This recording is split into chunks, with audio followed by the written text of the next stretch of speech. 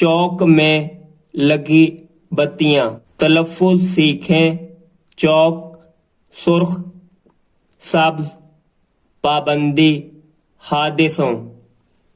وسیم ماموں جان کے ساتھ موٹر سائیکل پر گھر جا رہا تھا۔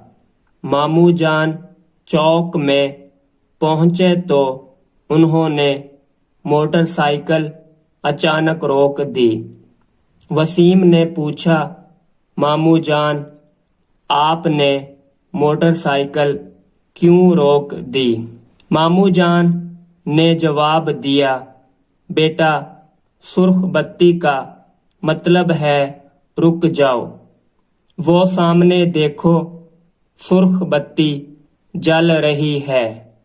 وسیم بتیوں کی طرف دیکھنے لگا۔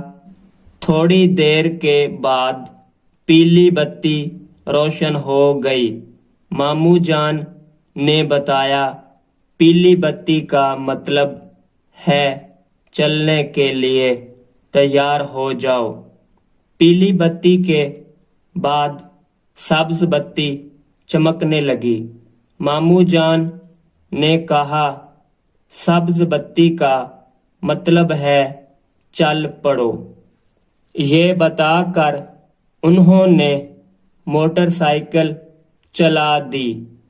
گھر پہنچ کر ماموں جان نے بتایا، یہ بتیاں ٹریفک کے اشارے ہیں، ہم ان اشاروں کی پابندی کرتے ہیں اور اس طرح حادثوں سے بچ جاتے ہیں۔